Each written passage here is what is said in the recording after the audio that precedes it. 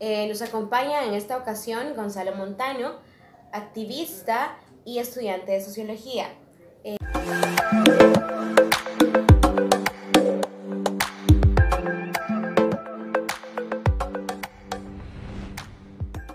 De los derechos de la población LGBTI y tiene un enfoque feminista. Para empezar, todo lo que realiza lo cruza la cuestión feminista y tiene 4 ejes de trabajo. Uno de ellos es el rescate de la memoria histórica del movimiento de la población LGBTI. Actualmente se cuenta con un archivo histórico con alrededor de 1.300 fuentes de diferentes tipos, entre fotografías, algunas entrevistas y otras cosas.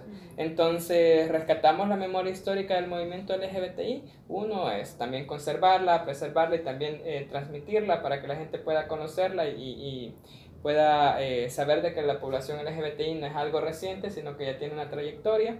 Y otra de las cosas que hacemos en la organización es la parte de las investigaciones. Investigaciones específicamente de la realidad de las personas LGBTI y del movimiento.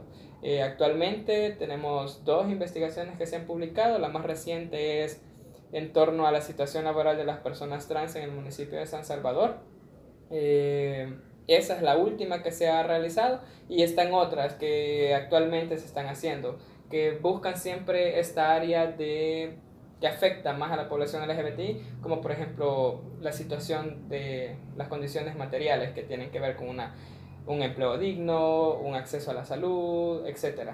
Entonces, eso sería otra de las áreas y trabajamos 2 más, una que es la que yo pertenezco, la parte de formación, donde te encargas, o más bien me encargo de fortalecer los conocimientos de la gente que es parte de la organización, pero también transmitir esos conocimientos en torno a la población LGBTI hacia afuera. Por ejemplo, somos la única organización que trabaja con sindicatos de trabajadores.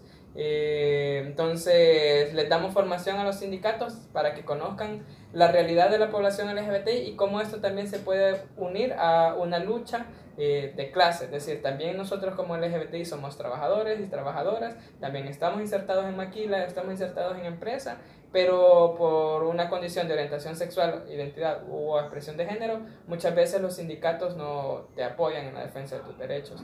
Entonces tratamos de darle formación a los sindicatos, que es algo de las cosas que caracteriza a nuestra organización, y pues también a diferentes como organizaciones o también con el gobierno, unas instituciones del gobierno como Ministerio de Trabajo, entre otras.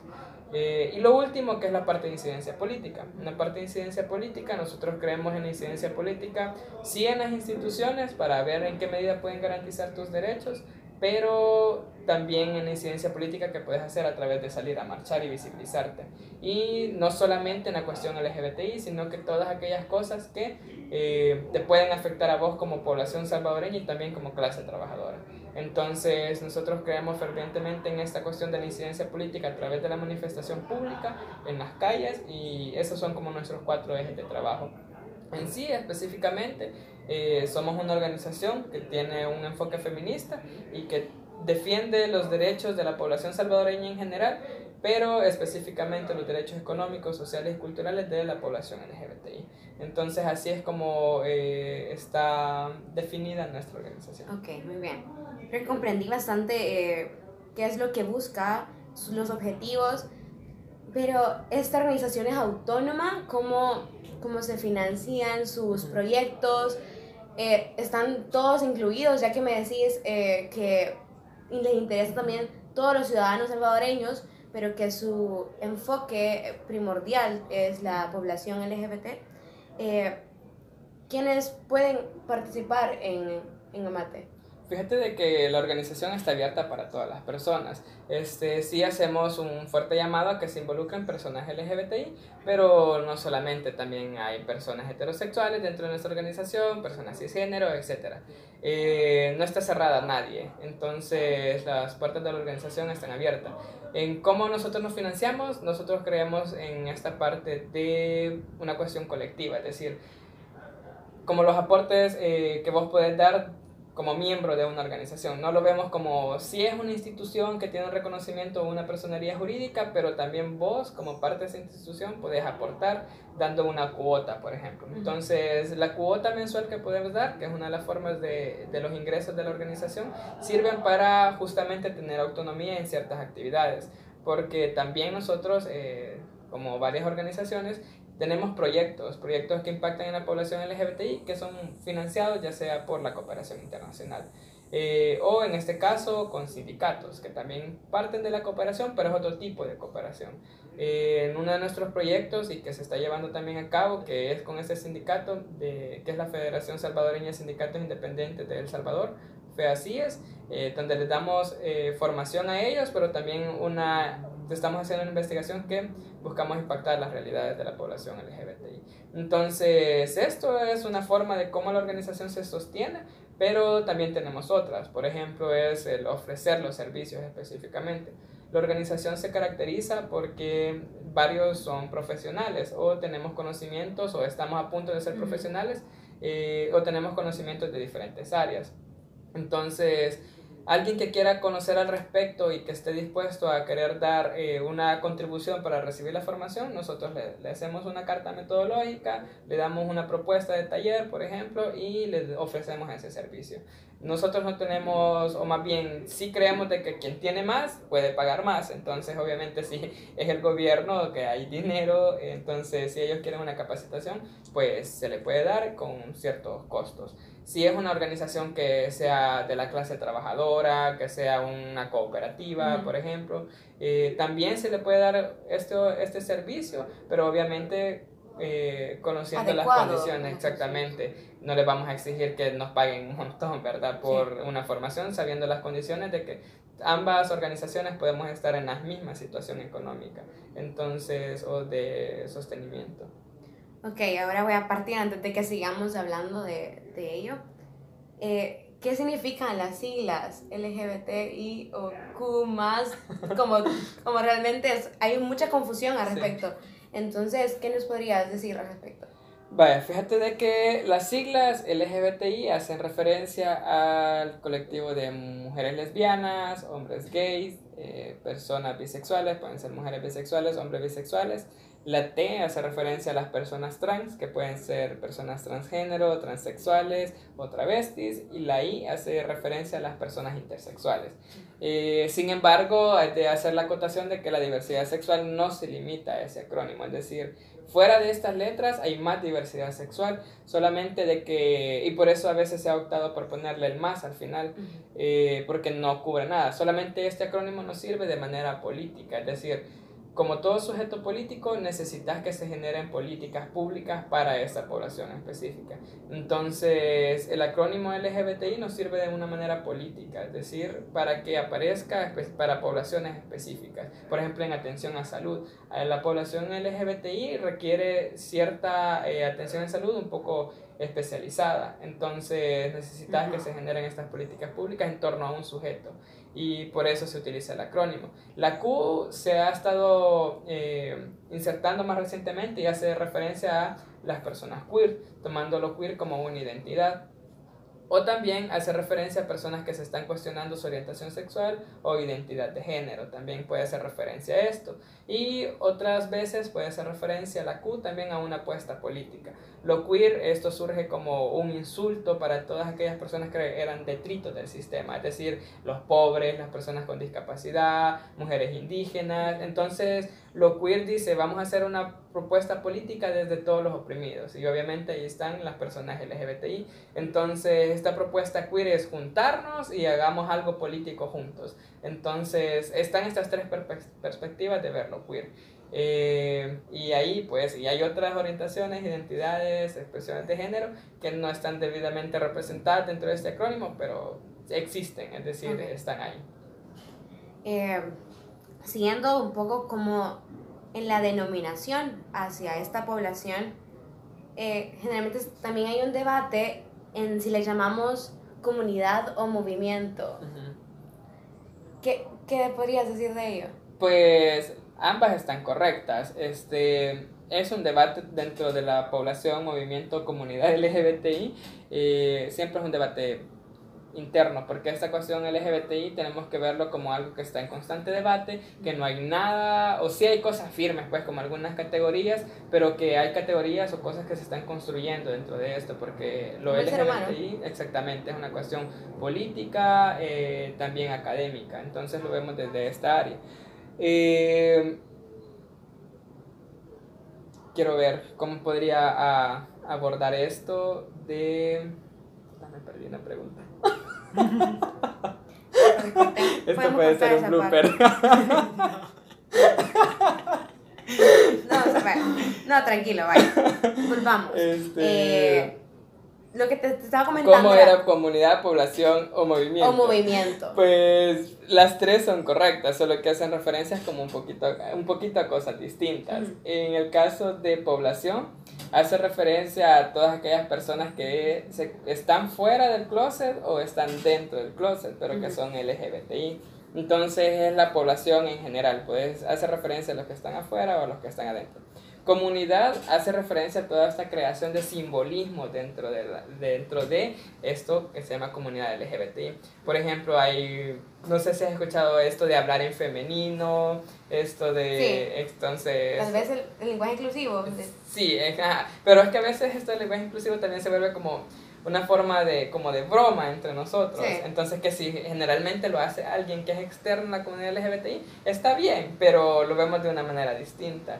Entonces, toda esta creación de simbolismos y significados y que vos te sentís parte de esto es lo que hace en comunidad. Entonces, esto es la comunidad LGBTI y pues en su mayoría son personas que están fuera del closet. Y a lo que llamamos movimiento LGBTI es a este conjunto de organizaciones o personas articuladas que tienen un objetivo en común. Estos objetivos son meramente políticos, pues donde vos querés hacer incidencia en las instituciones, incidencias en la vía pública para mejorar las condiciones de vida de esta población específica. Entonces, las tres están correctas, pero en diferentes momentos se utilizan pues de manera específica. Por ejemplo, si es la Marcha del Orgullo, vas a decir que salió a las calles el movimiento LGBTI, porque esto tiene un impacto a nivel externo, donde decís movimiento, entonces te puedes imaginar, pues es una gente que está organizada. Entonces, ese impacto tiene también un efecto en la esfera política. Entonces, en diferentes contextos utilizas una u otra palabra, pero de manera general puedes utilizar las tres que te he dicho: población, comunidad o movimiento, solamente dependiendo del contexto es que va a variar un poco.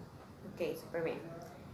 Habiendo aclarado esta parte, ¿cómo se origina en El Salvador esta comunidad, población o movimiento?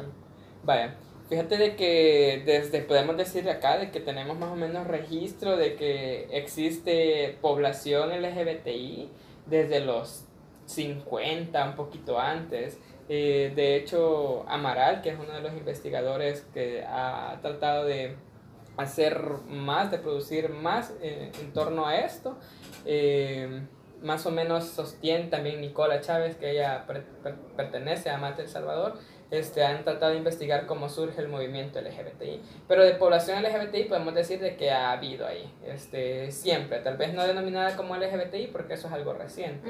Entonces, pero personas de la diversidad sexual han existido. Se empieza a denominar como LGBTI a partir de una agenda también externa, internacional. Pero más o menos, digamos que allá por los 60 se tenían o se tienen algunos registros de que existían como discotecas gay, como oráculos. Entonces, que son todos estos espacios de recreación de la comunidad LGBTI donde podían ser ellos prácticamente. Entonces, 60, 70, la población LGBTI aparece también en algunos textos del conflicto armado. Por ejemplo, no me acuerdo cómo es que se llama este libro, donde sostenía que en la guerrilla había una persona que era quien se encargaba de elaborar los pantalones de los guerrilleros o de coserlos. Entonces, como en esta forma de chiste, que son machistas, claro, dentro de la guerrilla también, decía de que cuando les iba a medir el tiro, que es como esta parte que está cerca del pene, se ponían a reír o tenían cierto cuidado para que no les fuese a tocar el pene. Entonces también hay como historias de mujeres lesbianas dentro de la guerrilla que gateaban en las noches. Entonces la población LGBTI también estuvo presente en el conflicto armado. En la década de los 80, entre el 80 y 84, Nicola Chávez hizo una especie de investigación donde relatan un caso de secuestro de mujeres trans en El Salvador del mundo. Entonces, que fue cometido pues por las Fuerzas Armadas, ¿verdad? Entonces la suben estas mujeres trans y desaparecen y ya no se vuelve a saber de ellas. Ahí también hay otro registro, pero ya más contundentemente como comunidad o movimiento surge a partir de 1997, cuando ya sale por primera vez la Marcha del Orgullo. Pero previo a eso, llega aquí a El Salvador, después del conflicto armado, una organización que trabaja la prevención del VIH, que se llama Fundacida. Entonces llega Fundacida y empieza a organizarse con gente de la diversidad sexual y empiezan a crear estos grupos donde podían hablar de sus problemas, de su orientación sexual, etc. Entonces, a partir de estos grupos, la gente va politizándose un poco más y dice, puchica, está bien que nos organicemos en torno al VIH, pero organicémonos por algo más, porque todavía estamos en la clandestinidad. Entonces vienen y deciden empezar a organizarse a través de lo que iban a denominar Entre Amigos. Entonces Entre Amigos es la primera organización LGBTI que trata de trascender de la esfera de la salud en torno al VIH a la esfera política con otros derechos. Entonces se organizan Entre Amigos en 1994 más o menos, se va conformando, 95, 96, y en 1997 surge la primera marcha que se empezó a denominar Marcha del Orgullo Gay.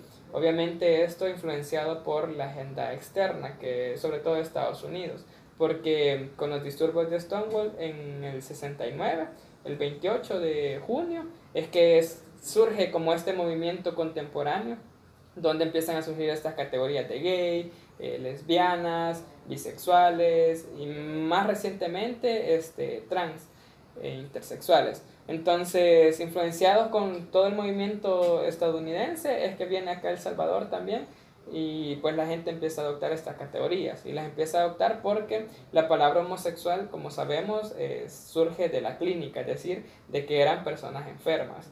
Entonces la gente empieza a decir, no, yo no estoy enfermo, no quiero que me llamen homosexual, prefiero que me digan gay. Entonces, y así van surgiendo todas estas categorías o los nombres a como hoy lo conocemos, LGBTI y demás diversidad. Ok. Ya si quieres vamos un poco a lo cercano, que es en mayo, lo que acaba de acontecer, que el 17 de mayo. ¿Qué se conmemora este día? Contanos. Pues el 17 de mayo se conmemora una fecha histórica para la población LGBTI porque sale de este manual de enfermedades mentales de la OMS la homosexualidad como una enfermedad mental. Entonces, el 17 de mayo la Organización Mundial de la Salud deja de considerar a las personas homosexuales como enfermas. Entonces, eso es lo que se conmemora específicamente y pues la población LGBTI, la comunidad, el movimiento en general, retoma esta fecha para posicionar sus reivindicaciones en torno a que aún a pesar de que no se reconoce a las personas homosexuales, gays, lesbianas como enfermas, siempre existe esa noción de patologización, de que estamos enfermos, pues entonces no se ha podido erradicar del todo. Y también para mencionar otro tipo de reivindicaciones que generalmente están invisibilizadas, como por ejemplo el derecho a la identidad de las personas trans, mujeres u hombres trans, de que eso es algo que en El Salvador no se reconoce porque solamente le reconocen el nombre socialmente impuesto. Entonces no tienen el derecho las personas trans de poderse de tener una identidad autopercibida, por ejemplo. Entonces en sus documentos dice una cosa, pero ellas son o ellos son otra. Entonces el 17 de mayo ha servido para reivindicar varios derechos y también para ponerle un alto a la discriminación por motivos de orientación sexual, identidad y o expresión de género. Por eso ese día se le denomina que es el día contra las LGBTI-fobias o contra la homofobia, bifobia o transfobia. Entonces eso es lo que se conmemora y pues recientemente estuvo la marcha que salió desde Metro hacia la Asamblea Legislativa reivindicando de que era urgente reconocer o aprobar el proyecto de ley de identidad para personas trans. Entonces, eso. Entonces, te quiero hacer una pregunta, Gonzalo. Actualmente, el tema de la diversidad sexual no está ajeno a a la mayoría de personas. Incluso las personas de mayor edad ya tienen en cuenta que hay hombres que gustan de hombres, o incluso esta confusa idea que puede ser para ellos que una persona no se sienta cómoda con su sexo biológico. Entonces, a través de esta normalización, llamémoslo, esto significa que hay una aceptación de estas nuevas expresiones del ser humano, o simplemente se están siguiendo modas que incluso pueden distorsionar lo que busca la comunidad. Sí, fíjate de que creo que parte de que la gente esté enterada de que existe la diversidad sexual es por la visibilización que ha logrado el movimiento LGBTI en general. Ahora ves, por ejemplo, que el movimiento LGBTI ha hecho incidencia en el Ministerio de Cultura, en el Ministerio de Trabajo, tiene mucha más fuerza, está mejor organizado, sale a las calles, se manifiesta. Los medios de comunicación, quiera o no, de buena o de mala manera, le dan cobertura a lo que hace la población LGBTI. Entonces, eso en cierta manera impacta también en el imaginario colectivo de la gente. En ese sentido, muchas personas tienen, a veces, porque los medios también estereotipan cómo pueden ser las personas LGBTI, una concepción errónea de lo que en sí representan, pues, o también porque en nuestra sociedad es una sociedad conservadora, mayoritariamente católica o evangélica, donde se considera que esto es pecado. Pero creo que poco a poco se ha estado desmitificando esto, quitándole toda esa noción de pecado y viéndolo desde el punto de vista de que como seres humanos somos diversos. Entonces creo que la gente poco a poco va entendiendo, pero varios o varias también siguen teniendo estas concepciones de que están enfermos, de que es un pecado, y etcétera. Algo que nos preocupa es que los medios de comunicación en general y también las empresas que quieran tener como un alcance para tratar de ser inclusivos con la población LGBTI, muchas veces tergiversen nuestras luchas o nuestras causas. A esto nosotros, varios autores, escritores y también nosotros como organización lo consideramos capitalismo rosa.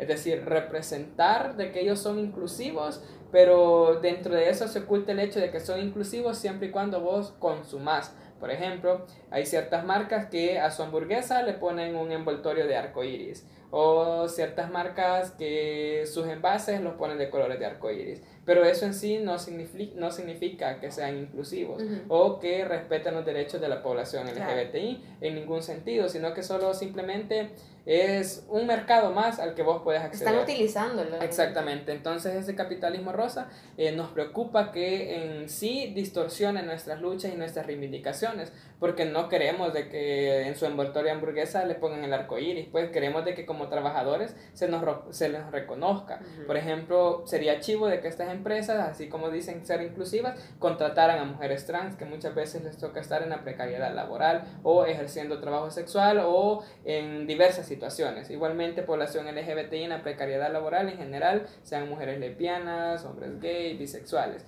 Entonces, creo que esas cosas no se las cuestionan ellos o no las hacen, no las quieren hacer porque obviamente siempre representamos una mala imagen a veces desde sus concepciones. Entonces, eso no es inclusividad, solo simplemente es llegar a un mercado donde ellos pueden consumir. Lo otro, pues, que también estamos tratando de desmitificarlo, de quitarle todo este sentido de pecado, también de culpa, y pues en cierta medida creo que la gente va entendiendo poco a poco, y pues lo que nos preocupa es eso, de que el capitalismo rosa se aproveche de nuestras luchas y los mercantilice y que nuestros derechos no se vean reconocidos, porque en sí la lógica de esto no es cuestionar cómo funciona el sistema, que es una cuestión de explotación, sino más bien que solo consumas, pues, y ya. Sí. Bueno, me encantó realmente lo que explicaste, porque se ve un montón. Incluso, no sé si podría aplicar en este caso. Hace poco, creo que una semana, fue que en el MUNA pusieron la bandera de la comunidad arcoíris, y también y relacionándolo con lo que hablábamos anteriormente, de que haya aceptación en la ciudadanía salvadoreña. Pues ya veíamos yo leí los comentarios, ¿verdad? Y muchos eran como en discriminación y eran como muy fuertes, y ahí te voy a lanzar otra pregunta, que es un comentario como bien, bien interesante, que decía algo así como, si ni ustedes mismos se aceptan, ¿cómo quieren que nosotros los aceptemos?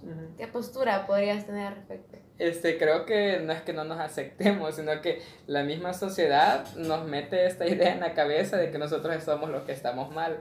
Entonces, en esa medida de que desde pequeños nos van creando, porque en el proceso de socialización que tenemos, desde pequeños nos van corrigiendo. Por ejemplo, los niños no se pueden tomar de la mano, porque eso es malo, eso es pecado, ¿verdad? Entonces, dejas de ser niño. Vos vas creciendo con estas construcciones que en el proceso de maduración, vos te sentís un poquito diferente y a lo que te han enseñado socialmente y ves, puchica, esto está mal. Entonces vos decís, no, esto no está bien, te empezás a hacer un montón de cuestionamientos, empezás a pensar que es pecado, que estás enfermo, pensás un montón de cosas, pero y así, tal vez no puedes llegar a aceptarte, pero es por toda la construcción que has tenido desde el pequeño. Entonces, no es que no nos aceptemos, nosotros nos aceptamos.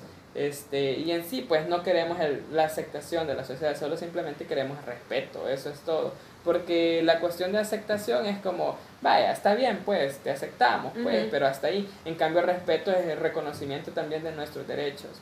Porque creo que hasta cierto punto la gente sí, está bien que hagan lo que quieran, pero cuando ya se trata de garantizar derechos, ahí ya no, la gente ya no quiere pasar. Entonces, lo que exigimos es eso, reconocimiento de nuestros derechos y respeto. Muy, muy interesante aclaración. Confundimos mucho esa aceptación con lo que, si queremos dignificar realmente a la persona, viendo sus derechos. Bueno, tal vez esta pregunta puede ser un poco personal, pero vos, ¿cómo viviste tu experiencia a través de los años como homosexual o como te gusta que te llamen, gay? Sí, fíjate de que, o sea, creo que las personas LGBTI generalmente la tenemos difícil, por todo el constructo ese que ya te he estado explicando en torno a la religión, que es malo, que es pecado, que estás enfermo. Y pues mi experiencia personal no fue fácil, es decir, desde pequeño viví esta forma de heteronormatividad que trataron de imponerme mi propia familia y también la sociedad en general, en la escuela, en la comunidad, etcétera. Entonces, obviamente en todo este proceso hay discriminación, vos llegás a esto de no querer aceptarte, entonces es difícil, pues, y simplemente creo que muchas personas, yo creo que soy afortunado porque no tuve que marcharme de mi casa, sí tuve que aguantarme un montón de cosas, pero muchas personas LGBTI sí se van de sus casas, entonces vuelve la situación un poco más difícil porque no tenés esa red de apoyo, y si no tenés esa red de apoyo prácticamente estás mucho más vulnerable. Y tomando en cuenta que la población LGBTI, las personas trans más o menos se autoidentifican como personas transgénero, transexuales a una corta edad, como 15, 16 años, donde necesitas, quieras o no, de esa red de apoyo.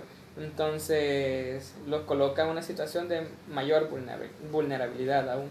Entonces, en general, creo que las personas LGBTI no lo tenemos tan fácil y pues sí, en todo este proceso vivimos discriminación, yo personalmente lo he vivido, y también vulneración a tus derechos de diferentes maneras. Ok, creo que ahí tocaste un punto que me gustaría tocar. Sabemos que en la población hay mucha diversidad, incluso en la comunidad LGBTI+. En este caso, sufren discriminación de manera igualitaria o hay unos que la tienen más difícil, digamos. Sí, dentro de la comunidad LGBTI sí hay como poblaciones específicas que aún la tienen mucho más difícil. Por ejemplo, la de mujeres trans, que generalmente las mujeres trans en los crímenes de odio, ellas siempre son las más asesinadas. Igualmente son las que tienen menos acceso a educación, menos acceso a un empleo formal, les toca estar en la precariedad laboral, como te digo, y también ejerciendo a veces el trabajo sexual por una cuestión de sobrevivencia. Entonces la tienen mucho más difícil que, por ejemplo, un hombre gay. Un hombre gay, como a veces puede ser heteronormado, tiene un perfil que pasa, entonces la gente generalmente ni se da cuenta. Solo se da cuenta hasta que lo ve agarrado a la mano con otro hombre o dándose un beso. Pero a veces pasamos desapercibidos y eso hace que podamos tener acceso a educación. Tal vez en nuestro colegio nos discriminan o algo por el estilo, pero es tolerable hasta cierto punto. Igual acceso al trabajo, como te ves bien, pues entonces te asumen de que nada que ver y tenés acceso a esto. Entonces, en el caso de las personas trans, porque han pasado por su proceso de transición, son la cara visible prácticamente del movimiento LGBTI. Entonces, ser esto, la cara visible, los coloca o las coloca en una posición de mayor desventaja y viven mayor discriminación, por ejemplo, que vayan en la calle y como la ven con su expresión de género femenina, muchas veces la gente le grita cosas, le silba o todas esas cosas que hace el machismo pues en nuestra sociedad. Y un hombre gay muchas veces pasa desapercibido. Entonces sí, hay grupos dentro de la misma comunidad que viven mayor discriminación o mayor opresión. Okay. ¿Y cuál sería esta forma con mayor frecuencia con la que se violentan a la comunidad?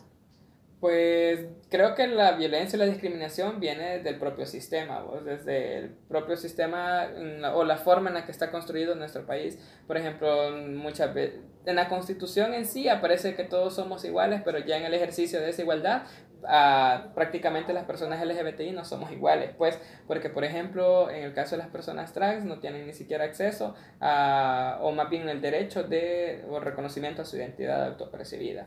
Igualmente por ser trans muchas veces no tienen acceso a educación, a trabajo, etcétera, todo lo que hemos hablado. Entonces, en esta medida la vulneración viene desde la parte sistemática. También este mismo sistema capitalista los coloca en una mayor situación de vulneración de sus derechos, porque en sí el capitalismo no los reconoce, o si los reconoce parcialmente, o si estás incluido es solo para consumir. Entonces, también desde este modelo económico y político no se reconocen y es una constante vulneración. Pero ya llegando un poco más de esto superestructural a algo mucho más medio cotidiano o micro, pues en la cotidianidad, por ejemplo, estos insultos a veces de culero, de maricón o no sé, todas esas cosas que utilizan para vulnerarte también son formas de violencia, muchas veces violencia simbólica. Pero lo peor es cuando ya esta violencia que pasa de ser simbólica a violencia física y pues ya existen los golpes, empujones o a veces han sido heridas de bala o con arma blanca y pues todo esto se va traduciendo poco a poco, va incrementando en el parámetro de la violencia hasta llegar a un crimen por odio que pues ya es el asesinato por motivos de orientación sexual, identidad o expresión de género. Entonces así es como va avanzando esta parte de la violencia y son como los distintos tipos de violencia o de vulneración, discriminación que vive la población LGBT, desde lo micro, desde por ejemplo, estás en el salón de clases y tu docente hace comentarios homofóbicos o lesbofóbicos o transfóbicos, hasta el crimen de odio ya consumado, que es decir, el asesinato de la persona, y también la violencia estructural, pues del mismo sistema político y también del sistema económico. Entonces, esas son como las constantes vulneraciones que podría mencionar. Bueno, ya para terminar, ¿algún caso en específico que querrás contarnos donde se refleje como de manera especial o como recalcitrante esta discriminación o vulneración? Sí, y tal vez puede sonar hasta un caso burdo, por ejemplo en la Universidad de El Salvador hay personas trans y pues en este caso una persona trans con expresión de género femenina, donde por tener su expresión de género femenina no le permitían acceder a los baños femeninos, entonces por fuerza tenía que entrar al baño de hombres, entonces pasó un buen tiempo aquí dentro de la universidad donde prácticamente no podía ir a ningún baño y o sea todos tenemos derecho a hacer nuestras necesidades pues al menos que las hicieran en el espacio público donde todas le vieran.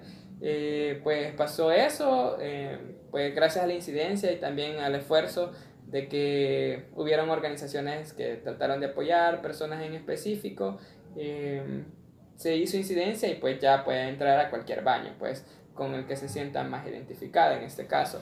Pues esto puede sonar burdo, pero también lo otro es que sus docentes o catedráticos hacían chistes un poco biologicistas, porque como era una persona trans, ¿verdad?